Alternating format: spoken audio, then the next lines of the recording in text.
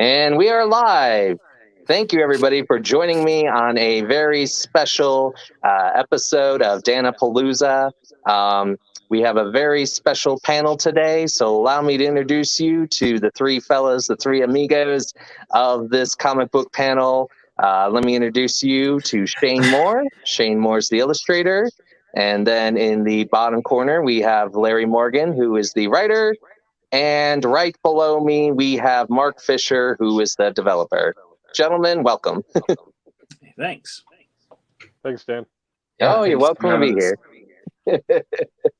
So, for those watching and future watching, the comic book that you have is The Omens. So, what first started you guys to create this comic book?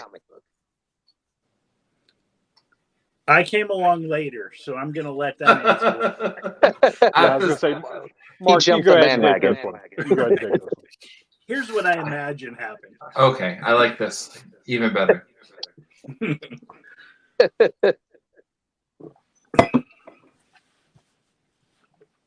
Go. What did you imagine? Yeah, Mark, come on. Oh, Yeah, how do you imagine it?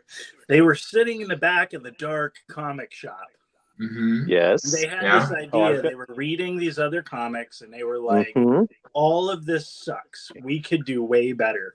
Mm-hmm. So they created their own comic. That's about right. Yeah. Now for the real story.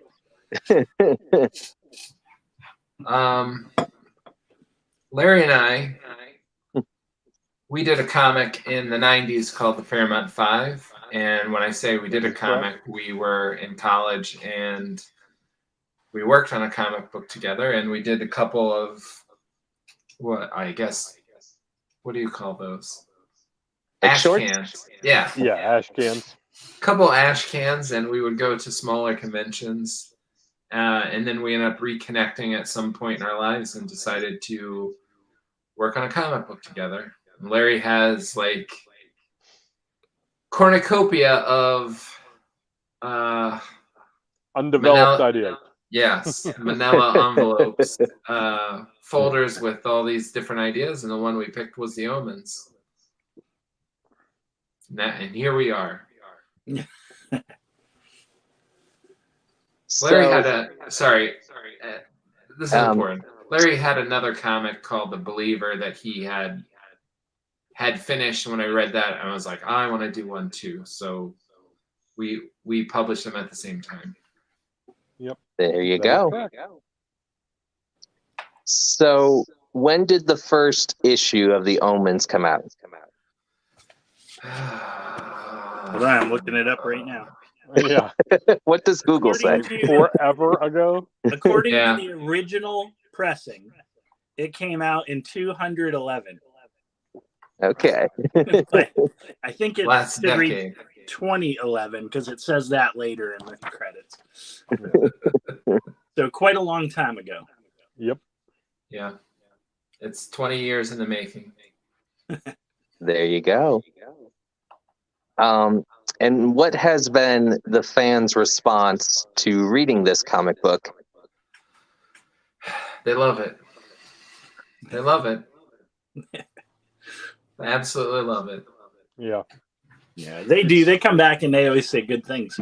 People, one of the reasons we decided to do this as a graphic novel was because, well, one, a pandemic happened and we had a lot of extra time.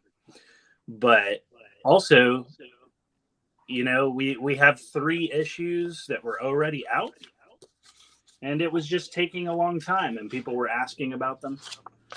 And I think I just showed them the same one twice. There we go. Yep. That's the most recent issue, number 3. So rather than put them out at single issues, which we may do at a later date, we decided to go ahead and just give people the story from start to end. And There you go. Everything all at once in a nice 180-page book. So it's quite a lot of comic.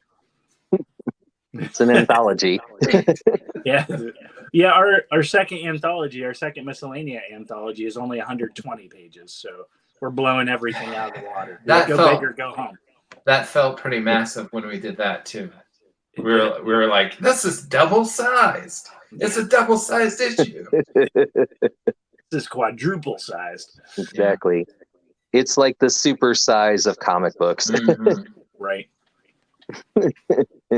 Yeah, and it was just a difference between, we could produce a comic a year and keep dragging it out another couple years, or we could just get everything in one story, and then hopefully someday it'll be distributed, and we can print individual issues of each. So sounds good. Just to cover all our bases. Right. Yep. So as far as the comic books, I know you sell them at conventions. Are they sold in stores as well or online? No. Yeah, Dan, try again.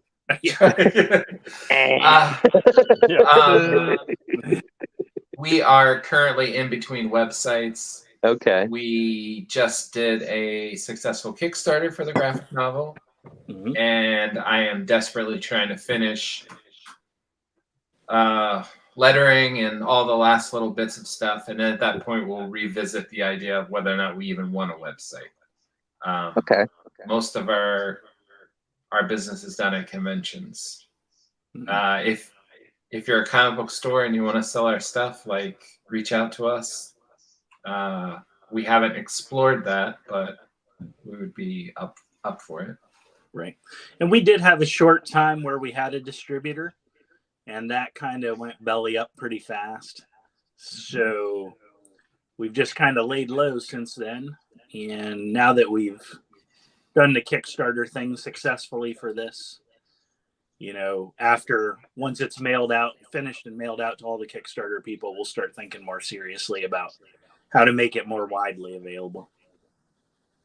I mean, we like going to conventions too and meeting the people and getting people interested in our comics, and hopefully selling them some comics. Well, you've always managed to sell them to me, and I always encourage other people. So we appreciate that a lot. Yeah, thank you. We do. You're welcome. I was just thinking the other day, I don't even remember when we met you. Like, as far as how I've been involved in electromagnetic press, like, I think you have been around us as long as I have been here. So Dan comes with the comics. Oh, yes. okay. If you open the comic book, I come out. No.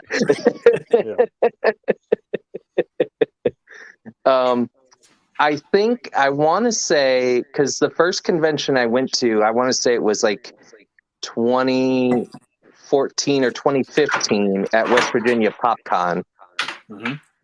And I want to say that's when I met Larry, and I picked up the comic book because I remember getting the comic book, and I met Alaska Han and other people. So I don't remember if you guys were there in 2015, but that's what I want to say. I think we have been there every single year. I think Larry and Shane were there the first year, and then I met them in between, and I think I've been at all but the first one. So maybe the second one, maybe not the second one. I don't remember, but we've been at almost all of them. I definitely would have been there during that time. I think I've been to 2. Oh, you were you and Larry did the very first one, I think. Yep. I remember that. And then you might have been, maybe you came in for the second one too, because I remember all three of us being at one together. Oh, yeah. So that's probably what it was.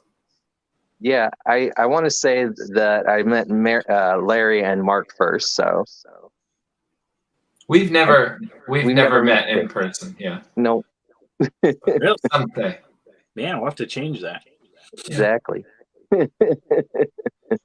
So, are you all wrapped up for the convention scene for this year, or do you have any more for the remaining of 2022? Larry and I are wrapped up for the year. Shane's in New York, so his schedule's a little different.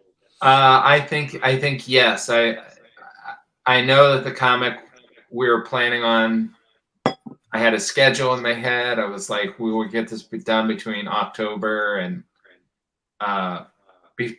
between Halloween and Christmas. And there have been some conventions that have come up in November, and I'm like, oh, like, because when you do a comic, like when it comes out, like you immediately want to show it to people, Right. and get it out there, or anthology or anything else we've done.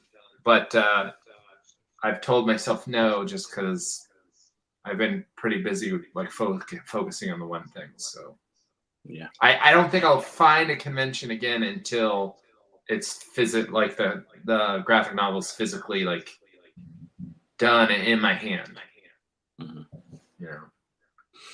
Okay. And we usually start looking at, once we get Thanksgiving and Christmas out of the way, we start looking at what we want to do, the next year, kind of mapping stuff out.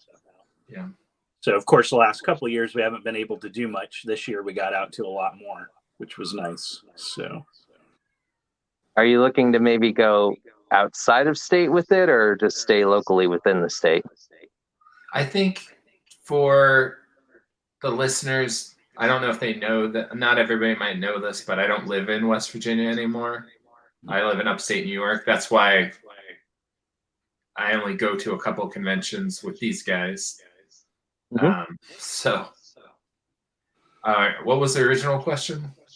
I just kind of want to know if you guys, meaning all three of you, or just even individually, if you're going to do the conventions like here in West Virginia or outside of West Virginia.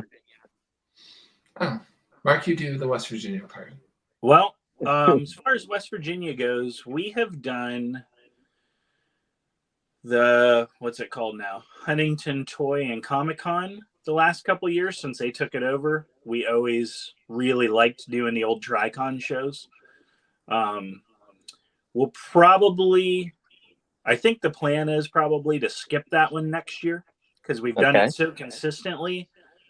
But also, it happens at the same time as a lot of other things that are kind of between Shane and us that we can meet up for. There's a couple places we've wanted to hit, so we'll probably step a little more out of West Virginia this year. But we did, we always do PopCon, of course, because that's in our backyard. Right. So we'll always be there. I can't imagine a time we would not be. We're talking about, like Detroit, Buffalo, places like that next year. If we can, if they happen at times, we can go. That's the big thing. Okay. It was going to also, yeah. Oh, we try to go to a big convention, like all three of us, once a year at least. Very cool. So let me know, Mark, and I will make sure to put that in the Dan-A-Plooza page so people know where to find you guys, okay? Yeah, that's awesome. Thank you. All right. I was going to also mention there's one called Four State Comic-Con. I don't know if you ever heard of that, but it's kind of in like the Hagerstown, Maryland area. Okay. And they usually have it in April and then sometimes in September. Okay. Yeah, I'll have to look at that. And we've always wanted to go up to Three Rivers Comic-Con too, but that in always Pittsburgh happens on a weekend that we have another convention. So we've never been there. So yeah, I'll have to look up that Four State. Hagerstown's not too far away. So. Nope, it's about 2.5 hours. So nice.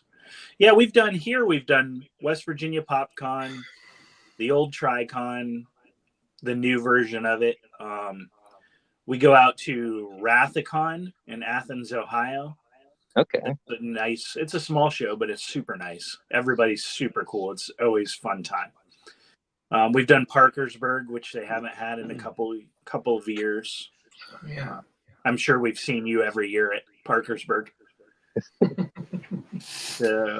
think that's about it for West Virginia, really. I think there's a small one maybe in Elkins or Buchanan too that they've done the last couple of years.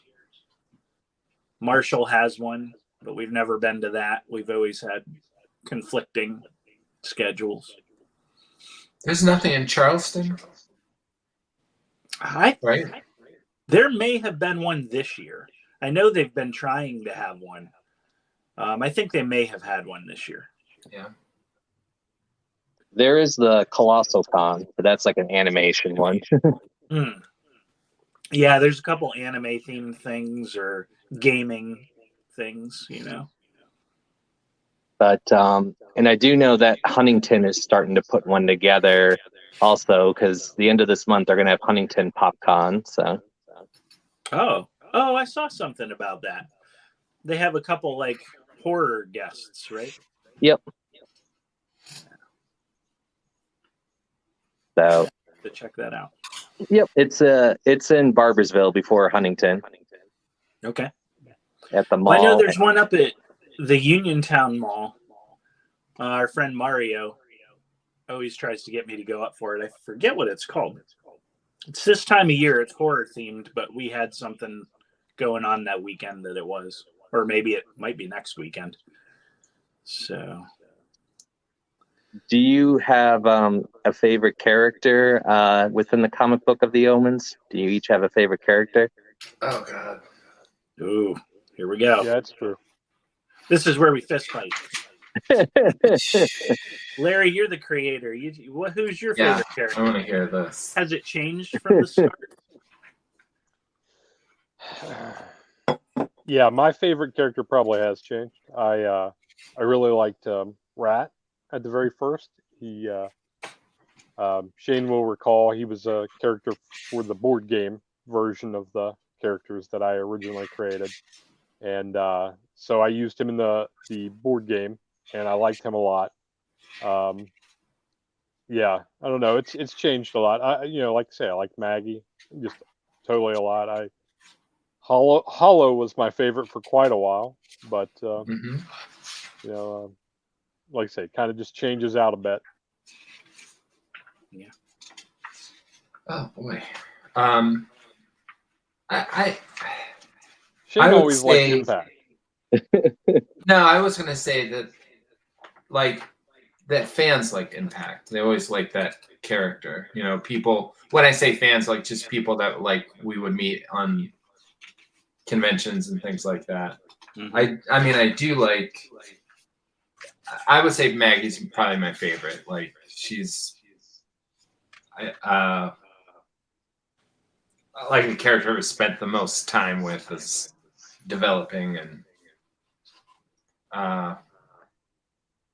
Well, yeah, and when we started this, there weren't really that many comic books where the main character, the lead character, was a girl, and we were kind of ahead of the curve on that. But I don't know that anybody cashed in on that as far as ever really being a big thing. But we kind of wanted to have that story that centered around her as a young woman, and like I say, tried to offer something different than what we were seeing with everything else at the time. But of course, like I say, tables turn, and now it's every comic book's leads a woman now. So we're not so much ahead of the time anymore.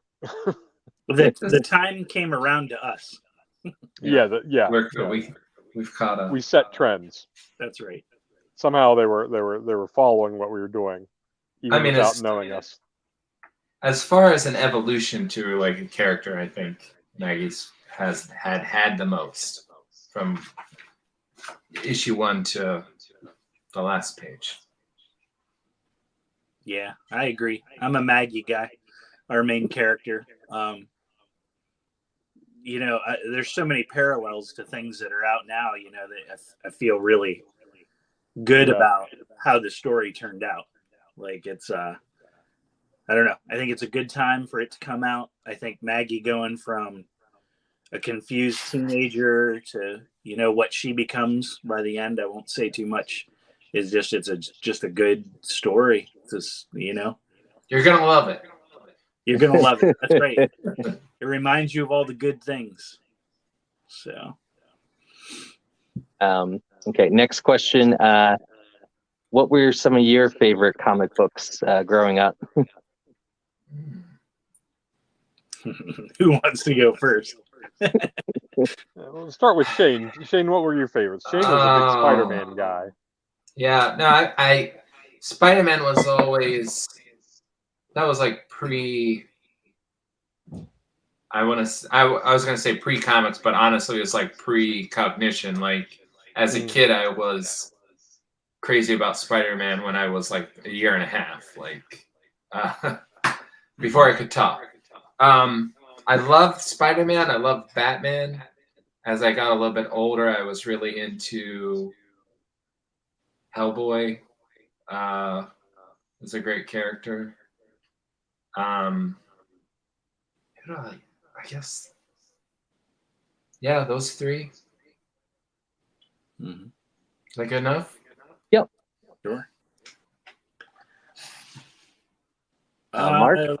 When I was a kid, like in elementary school, spending my lunch money on comics, I loved anything that I thought looked out of the ordinary. I mean, I loved all the Super Friends stuff and that kind of stuff too, but I would pick up like these weird comics like Kickers Incorporated, and one I thought was weird at the time that now has a huge cult following, like Elf Quest, things like that. Red Sonja, I loved that stuff. And then I read Elf Quest.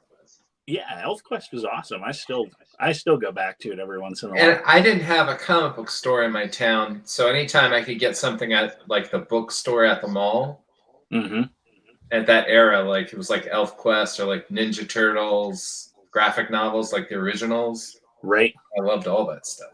Yeah. Well, and that's what you get into my late teens, early 20s when I'm out and about and can go to comic shops and travel to them. Then, of course, the Image stuff. But I mean, I still loved, I like, all the superhero stuff. But I also liked, there was an Image comic called Glory that, this big buxom woman, but like all the Image comics. But I mean, I loved the story. And they eventually went back and redid it and did her as like this ugly demon girl, which is what her character was. And it was even cooler that way. So, yeah. And when my kids were little, I kind of evolved again back to superheroes. We read lots of Miles Morales Spider-Man, lots of X-Men versus Avengers, that kind of stuff. They love that stuff. We're seeing kind of come around now in the live action movies, which is cool for them to know. I read it with them when they were little, and now they're seeing it on the big screen. I had to wait 40 years to see my characters on the big screen. So, Larry, what about you? Yeah, Shane can attest to this. I always got whatever I could get in mass quantities. So, quarter boxes. So, from the time I started collecting comics, it was a lot of like, I think that was late 70s, maybe 80s Fantastic Fours, those John Byrne Fantastic Fours, the Green Lantern. I always loved Green Lantern. But yeah, you used to get those out of back then it was it was a dime. You'd pay a dime for these comic books. So those were good. Yeah, I think when I got older, I really liked the book called The Elementals. Most people haven't heard of it. Bill Willingham, who did Fables, he did The Elementals for quite a while. I think I forcefully maybe made Shane read that. I can't remember if I ever make you read The Elementals, or maybe I made our other friend in college read it, and then he told him it was just a waste of time. But I don't remember. I didn't disparage it. Yeah. So like I say, always the superhero stuff though. So of course, also liked Concrete. I was a big Concrete fan for quite a while. The Tick, when the cartoon came out in the 90s, wow, that was an amazing cartoon. And what was that Matt Wagner book? Grendel. Yeah. Grendel. I remember that. Yeah. Oh yeah, I used to read the Grendel stuff. Of your collection, Larry, I would say, I mean, you always loved Green Lantern. Yeah. And you always loved Hal Jordan, but like I read all your Guy Gardner comics. I love Guy Gardner. Yeah. And Starman, like the 90s Starman. You had all of those. That was a great book. That was a great book. Great book. Yeah. On a quick side note, them mentioning that Larry, this is my favorite story. Larry mentioning that he buys quantities of things. Yes. So we were doing one of the Omens issues, maybe issue 2, and Walking Dead was becoming really, really popular. And Larry's like, I think I have some of those. And he had like 3 issue 1s that he got from a 50-cent bin. Oh, And, wow. they were worth $1,000 by that point. He has a good eye for comics. No, I used to just really obsessively, compulsively, like, why would anybody need more than one copy of a comic book? I don't know. So, Dan, what's your favorite character? Yeah. So when I was little, back in the day, the first comic book I ever got was Teenage Mutant Ninja Turtles, and they came with cassettes. So you could read and listen to the voices. So I used to get a kick out, and then I would like wear them out, and then I'd have to rewind the cassette, with the pencil. Yeah. The same. I was into the 70s version of it. It was like came with a comic with a 45 record in the back. Yeah.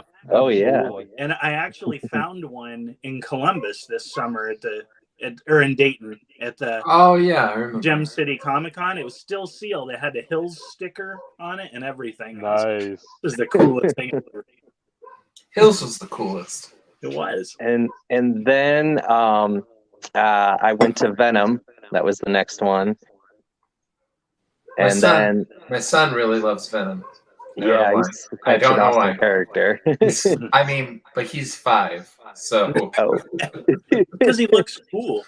Yeah, he does. Okay.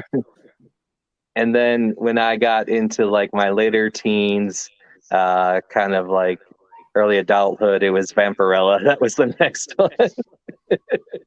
I just watched that movie this weekend. I'd never seen it before. Oh yeah. So it wasn't as bad as I thought it would be. I just remember sometimes people would look at me when I bought that comic, so I used to buy other comics to go along with it. Like one on the top, one on the bottom. Yeah, I'd put like a Hulk and then that and then like a Spider-Man just to balance it out. Flip it over so nobody can see the front cover. Right. Pretty much. What's this doing in the Hulk magazine? I don't know. Just put it in the bag. That's Vampirella and Lady Death are both comics that I've gone in and out of that I really like. The stories are really good. They have good good storytelling. It is good storytelling. And I feel like the artwork is always really good and on point. Mm-hmm. Yeah, definitely. So. And then you discovered the Omens. Yes. And all of a sudden your whole world changed. It did. I pretty much, out of like the Fresh Prince of Bel-Air, my whole world got flipped upside down. I had to move to Bel-Air.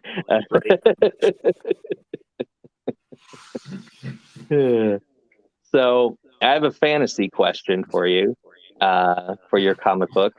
All right. If your comic book was ever made into a movie, do you know what actors you guys would want to play your characters? I'm letting you guys take this one. Someone asked me that the other day, and I know that would be a hard one. I would want it to be like. That's the thing. I don't want to say it was somebody that's in their 20s now is going to play Maggie at 17. Right. So, I would want like an authentic young person. Well, can we take them back in time? Could we use a younger version of somebody else? I mean, if we're like wizards, when Maggie. If they're making a movie, we're wizards to begin with. We've had to cast a spell. You saw what they did to Mark Hamill. Yeah. When I first started doing character designs for Maggie, I originally had planned it off of I don't remember the actress's full name, Carrie Ann from True Blood, the redheaded girl that was in Daredevil. Oh. Yeah. But that was 13 plus years ago. So At this point, I don't know. I did think the other day, like, I can see. I would cast for Dr. O, like the older character, Ewan McGregor. There you go. As Oh yeah. Oh yeah. if I was gonna cast Maggie today, it would be the girl Max from Stranger Things. Oh yeah. There you go. That's all I got. I probably don't watch enough stuff with young people on it, but I would want like young people. Right. A friend of mine asked me to do a fantasy cast, and I was like, "Oh, that sounds like a lot of fun." And at the same time, I was like, "I'm trying to finish this book. I don't have time to do that." So someday, Netflix will eventually pay you to think about it. right? I think somebody that you could use if we're going back in the day. I don't know how this would work, but maybe Elizabeth Shue. Mm-hmm. She was in the 80s in the I can see Karate Kid. that for Maggie. Yeah. If The Omens was a 80s movie, Yeah. Yeah. okay. Man. I'd cast Rutger Hauer in it for somebody. That's a good pick. Gosh, who was that? The name just slipped me. I had a great one. The guy who played the Hulk's dad in the first Hulk movie, Nick Nolte. Yeah. Is that Nick Oh Nolte? yeah. Yeah. You remember Oh, that my picture God. of Nick Nolte? Like that was we as used Dr. that O? reference a couple times. Yeah, saying that would be Dr. O because it gave him that whole like I totally have lost my mind kind of look, which Mm-hmm. what Shane and I were going for in the first couple issues anyway. Yeah. Mm-hmm. He's down on his luck. Man, I don't know. Yeah, that's a lot to think about. I don't know. Well, that could be to be continued. That's great. Next time we're on, I'll have an answer. Yes. Yeah, Dan, you got to give us a full hour to dedicate to Right. fantasy casting this, and then we'll come up with like every decade who would we have cast, kind of thing. That's a There you 60s go. version. Yeah, 60s version, a 50s version, 20s. We'll be totally fine until we get to the 2000s, and then none of us will know any actor's name. Right. Then once we aged out of 2000s, it would aged be out. Lindsay Lohan. And Justin Bieber. Isn't that the 90s? Is that the 2000s? I don't even know what decades they're in. I don't know those young kids. Right. All I know is Spears. Lindsay Lohan from Sharknado? Oh no, that's Tara Reid. Never mind. I can't even tell them apart. Yeah. Could have Tara Reid if you're doing the 90s. I could see Tara Reid as Maggie, a 90s Tara Reid. Mm-hmm. I could see that. We could be on the CW. Yeah. After Vampire Diaries.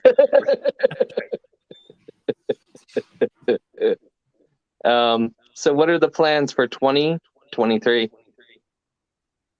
Oh boy. I will be happy when this book is done, and that I'll have a month before 2023 to like take a breath, but I have not figured that out as far as, but I'll be, whatever it is, like I'll be working on it. Right. Yeah. We, once we get this to people, hopefully around Thanksgiving time, then like Shane said, he particularly will take a rest. Larry is hopefully going to go back to work on The Believer and finish our other main comic. Mhm. Yep. I've got some ideas for Shane to toss around, but I'm not ready to tell him yet. Because I don't want his brain to explode. Because I'm not ready to hear it yet. But Right. We have a buddy too from Dayton area, Dan. He's got some ideas. We might do a one-off with him. He's got some comics that need some scripting and some things, so we might work a little with him. So, but mostly next year we'll be out trying to promote the graphic novel and yeah, I'm looking forward to that. and selling them to people. That sounds awesome. So before we go ahead and wrap it up here on Dan-A-Plooza, is there anything else you want to say or promote? If you did our kick, oh, go ahead, Shane. No. I was gonna say what you were about to say. So I was gonna say, yeah. take it away, Mark. If you supported our Kickstarter, we are almost done. We are almost ready to print. It'll be in your hands sooner rather than later. Thank you for supporting it, because we had a great turnout for the Omens, and we're really pleased with how it went. Yeah, and thank you for having us on, Dan. Oh, you're welcome. If you didn't get it on Kickstarter, find us on social media, send us a message, come see us at a con. Mm-hmm. We'll have plenty of copies for you. We'll sell them all to you. If you're a store, get in touch. We'll cut you a deal. Sounds good. So if there's nothing else, I'd like to go ahead and thank my guest at this time. Let's thank this fabulous trio, Shane Moore, Larry Morgan, and Mark Fisher of the Omens Common. Make sure to follow them on Electromagnetic Press on Facebook, and make sure to support them in the conventions of West Virginia and outside. I'd like to thank my three guests for being on Dan-A-Plooza. Stay tuned. At 8 p.m., we will have our next guest, burlesque dancer, Celtic Curses. Everyone take care and have a good night.